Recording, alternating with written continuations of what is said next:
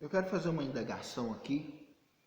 Se existe uma igreja, né, que diz que é instituída por Jesus, que foi Jesus que colocou ela na terra, que ela é dirigida por Jesus, que ela é inspirada pelo Espírito Santo nas suas decisões como igreja, não só decisões individuais, mas decisão quando ela se decide como igreja, é o Espírito Santo que está dirigindo.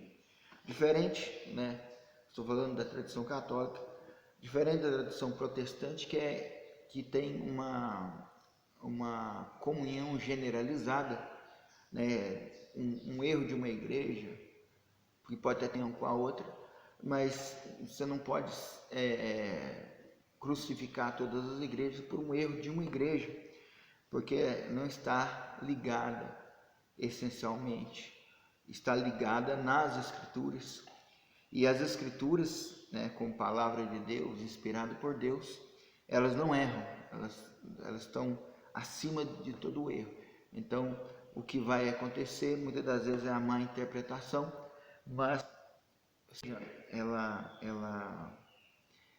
está recebendo a palavra de Deus e está interpretando corretamente, então ela vai fazer sempre aquilo que é certo. Agora, quando uma igreja que diz que as suas decisões, não a palavra de Deus, as suas decisões são dirigidas pelo Espírito Santo em todo o tempo, que eles não erram porque o Espírito Santo, né, os dirige nos seus concílios gerais, nos seus sínodos gerais, que não há erro nisso, porque o Espírito Santo vai agir nessa questão, porque eles são a única e verdadeira igreja de Jesus.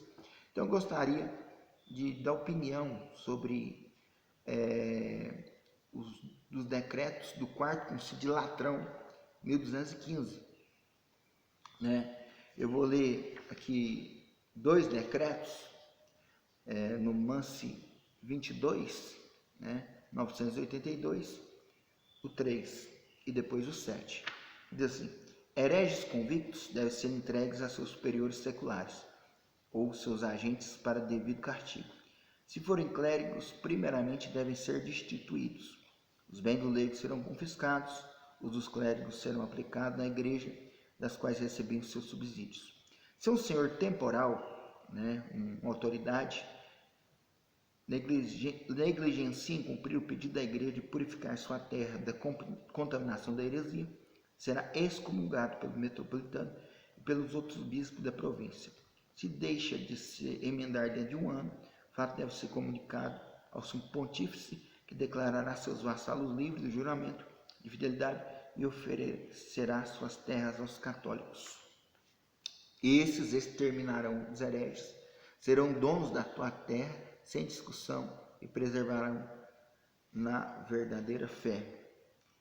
Aqui, na verdade, está trabalhando, esse primeiro aqui está trabalhando, né, com os senhores feudais, né? Então, se vê que há uma heresia ali, se comunica para que ele extermine, né, para que ele tire, ele dê conta de exterminar os hereges, né? Tire os hereges, purifique da terra. Se ele não fizer isso durante um ano, aí tem que falar com o Papa, né, sumo pontífice, que vai declarar os seus vassalos, aqueles que estão sob as suas ordens ali naquela terra, vai declarar, vai perder suas terras e eles vão estar livres. E os católicos, eles que chegarem e vão tomar conta da terra, esses exterminarão os hereges, exterminarão, é matar mesmo, né? Serão donos da terra sem discussão e preservarão a preservarão na verdade da fé. Então vocês vão lá, os católicos vão lá, isso é de um concílio, quarto concílio de Latrão, 1215. Então vocês vão lá e mata todo mundo, arrebenta com todo mundo e toma a terra sem discussão, né? Os católicos que tomarem a cruz, continuação do mesmo 3 aqui, os católicos que tomarem a cruz e se devotarem ao extermínio de hereges, gozarão da mesma indulgência e privilégios que se dirigirem à Terra Santa.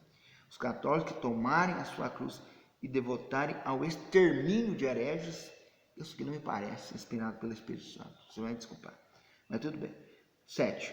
Determinamos, além disso, que cada arcebispo ou bispo em pessoa, ou através de seu arcediago, ou outras pessoas capazes e dignas de confiança, visitará cada uma das suas paróquias, nas quais se diz que há hereges. Falo-á 2 vezes, ou pelo menos uma vez por ano.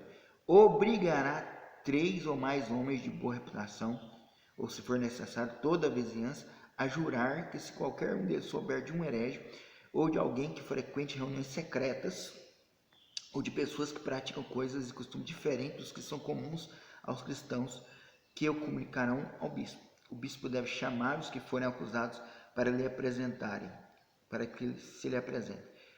E a não ser que se purifiquem da acusação sem correr um erro anterior, receberão castigo canônico. Então, fique, além de ficar intrometendo, na vida das pessoas, vamos dizer assim, vocês estão fazendo reunião secreta, com uma obrigação, obrigação de ser católico, mas o anterior para mim foi bem forte.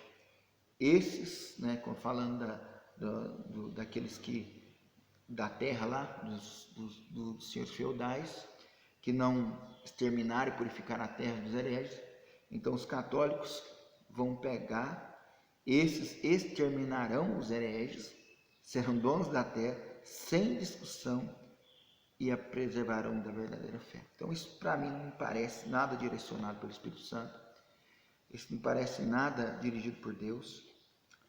Porque esses hereges estavam fazendo isso, fazendo aquilo outro. O texto não está, o texto